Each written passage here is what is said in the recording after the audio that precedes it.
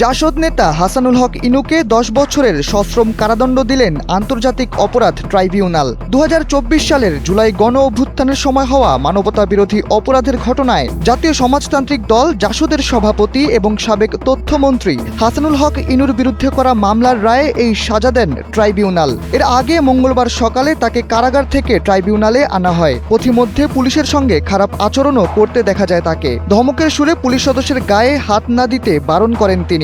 হাসানুল হক ইনুর বিরুদ্ধে আনা হয়েছে মোট 8টি অভিযোগ, যার মধ্যে অন্যতম জুলাই গণ অভ্যুত্থানের সময় কুষ্টিয়ার 6 জনকে হত্যা করার নির্দেশ সহ আন্দোলনকারীদের ওপর হামলার উস্কানি দেওয়া।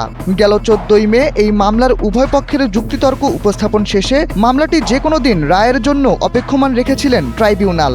জুলাই আগস্ট আন্দোলনকে ঘিরে 2024 সালের 5 আগস্ট কুষ্টিয়া শহরের বিভিন্ন স্থানে ছাত্র জনতার ওপর গুলি চালানো হয়।